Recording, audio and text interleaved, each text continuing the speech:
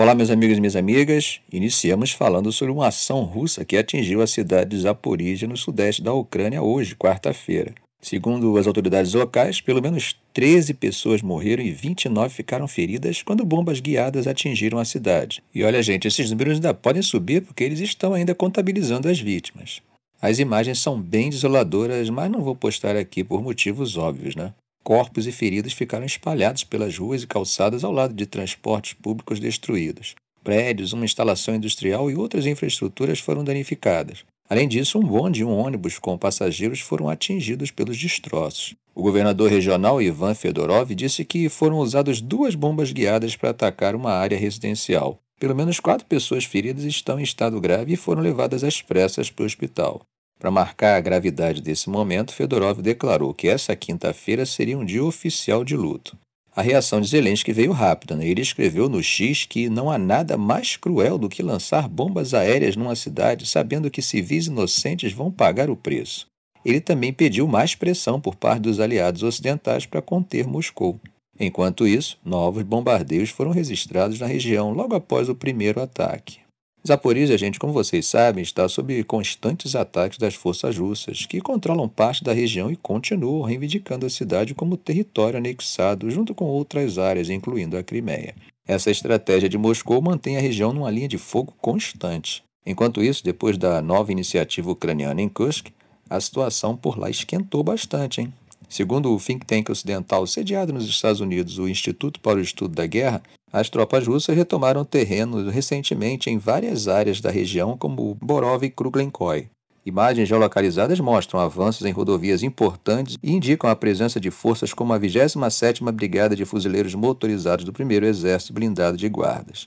Mas a situação está longe da estabilidade, tá? Havendo inclusive registros de deslocamento de efetivo russo de outras regiões da linha de frente para o Oblast de Kursk.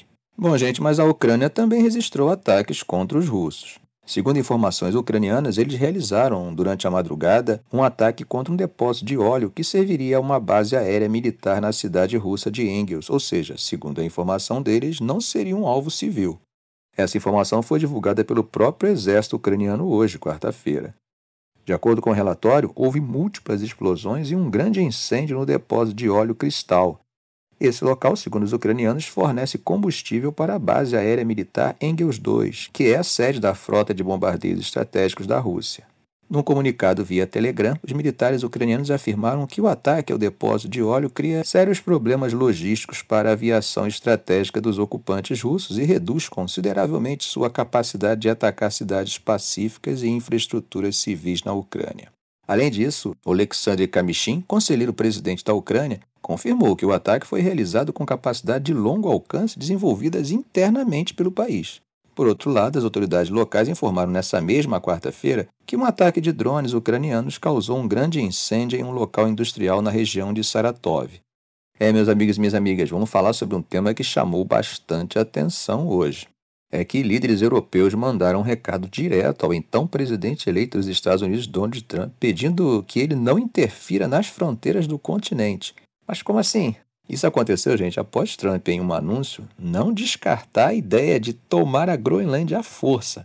É claro que isso acabou gerando muita preocupação entre os europeus. O chanceler alemão Olaf Scholz foi claro: as fronteiras não devem ser alteradas à força. O princípio da inviolabilidade das fronteiras se aplica a todos os países, seja a leste ou a oeste de nós. Scholz também comentou que em suas conversas com parceiros europeus percebeu uma grande falta de compreensão em relação às declarações recentes dos Estados Unidos. Por outro lado, Jean-Noël Barrot, ministro das Relações Exteriores da França, disse que a Europa não tolerará que outras nações no mundo, seja quem for, e eu diria começando pela Rússia, ataquem suas fronteiras soberanas. Ele também afirmou que não espera que Trump realmente invada a Groenlândia, mas alertou que a Europa precisa despertar para um mundo mais inseguro. Isso acaba ecoando os alertas feitos pelo presidente francês Emmanuel Macron, que disse que o continente deve se fortalecer ainda mais. Agora, gente, um ponto interessante, tá? A Groenlândia, apesar de ser um território autônomo da Dinamarca e estar fora da União Europeia desde 1985, continua sob o controle dinamarquês em termos de política externa e de segurança.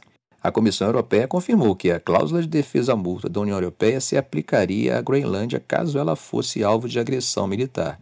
Vejam só como é que a situação está ficando, hein? Vocês devem lembrar que não é a primeira vez que Trump levanta a ideia de controlar a Groenlândia, né? Em 2019, ele chegou a sugerir isso durante seu primeiro mandato, algo que na época foi chamado de absurdo pela primeira-ministra dinamarquesa Mette Frederiksen. Recentemente, Lars Løkke Rasmussen, ministro das Relações Exteriores da Dinamarca, disse estar disposto a dialogar com os Estados Unidos para aumentar a cooperação no Ártico, enquanto o primeiro-ministro da Groenlândia, Mute Ejid, teve um encontro com o rei Frederico X da Dinamarca. Bom, do lado americano, o secretário de Estado em saída, Antony Blinken, classificou a ideia de Trump de tomar a Groenlândia como obviamente inviável e afirmou que isso não vai acontecer. Mas Trump foi mais longe durante uma coletiva essa semana. Ele ameaçou impor altas tarifas à Dinamarca caso o país não entregasse a Groenlândia e sugeriu que os Estados Unidos poderiam anexar o Canadá, além de pedir que os membros da OTAN gastassem 5% de seus PIBs em defesa, ou seja, mais que o dobro do alvo atual. Para complicar ainda mais, o filho de Trump, Donald Jr., visitou a Groenlândia recentemente, o que acabou alarmando ainda mais os líderes europeus. Além disso, Elon Musk, aliado de Trump, também gerou tensão ao apoiar o partido alternativo para a Alemanha de extrema-direita durante as eleições alemãs. Que está havendo um verdadeiro rebuliço, com certeza está havendo, né? O primeiro-ministro espanhol Pedro Sánchez chegou a dizer que o extremismo da direita internacional liderada por Musk é uma ameaça para as instituições democráticas. Em resposta, Jean-Louis Barrot pediu que a Comissão Europeia use de forma mais vigorosa as ferramentas democráticas para regular conteúdo online, argumentando que o debate público não pode ser dominado por grandes plataformas de redes sociais controladas por bilionários americanos sem supervisão regulatória. Meus amigos, tem hora que eu fico pensando o que houve com o mundo ultimamente. Que água nós andamos bebendo? Eu estou falando isso porque o próximo assunto, embora possa não ter o mesmo peso dos demais, segue a mesma linha de animosidade e discurso de força num questionamento à soberania e até mesmo à existência do outro. Vamos falar sobre as recentes declarações polêmicas do presidente do Azerbaijão, Ilham Aliyev, que classificou a Armênia como uma ameaça ista que precisa ser destruída. Essas palavras, que foram dadas em entrevista a canais de televisão do Azerbaijão, causaram uma forte reação do líder armênio Nikol Pashinyan, que interpretou a retórica como possível justificativa para um novo conflito. Bom, só para entendermos melhor o contexto, gente, é importante lembrar que a Armênia e o Azerbaijão têm um longo histórico de tensões, que é marcado por guerras desde o final da década de 1980. O estopim desses conflitos foi Nagorno-Karabakh, uma região dentro do Azerbaijão com maioria populacional armênia, que declarou independência com o apoio de Erevan. Em setembro de 2023, o Azerbaijão retomou o controle de Karabakh, o que levou à fuga de quase 100 mil armênios para a Armênia. Apesar disso, ambos os lados afirmam estar comprometidos em assinar um tratado de paz. Na entrevista, Aliyev afirmou que a Armênia é essencialmente uma fonte de ameaça para a região e que o Estado armênio independente é, em essência, um Estado ist. Segundo ele, durante quase 30 anos, a Armênia foi governada por portadores de uma ideologia ista que moldaram o Estado à sua própria imagem. E ele concluiu dizendo que o ismo deve ser erradicado e que isso será feito pela liderança da Armênia ou pelo Azerbaijão.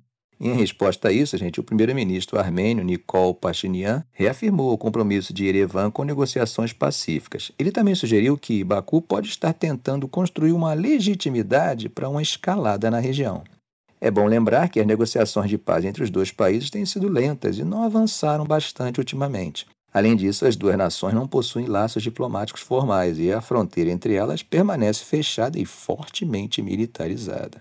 O Azerbaijão também condiciona a assinatura de um tratado à mudança na Constituição da Armênia, que é para retirar o que Baku considera como reivindicações territoriais. Já a Armênia diz que não faz nenhuma reivindicação sobre territórios do Azerbaijão. Aliyev também afirmou que não quer o retorno à guerra, mas acusou a Armênia de estar se rearmando. Ele já havia sugerido há um tempo atrás que partes da Armênia são, na verdade, territórios do Azerbaijão. Durante a entrevista, ele destacou a importância do corredor Zangezur, uma rota estratégica que conectaria o Azerbaijão ao seu enclave de Nakhchivan e ao seu aliado, a Turquia. Já a Armênia afirmou que não se opõe ao desbloqueio de rotas de transporte pelo seu território, mas insiste em manter o controle sobre qualquer corredor criado. Gente, parece que está realmente faltando adulto na sala. Ficamos por aqui. Se esse vídeo foi útil a você, faça um comentário, compartilhe em suas redes sociais, dê um like.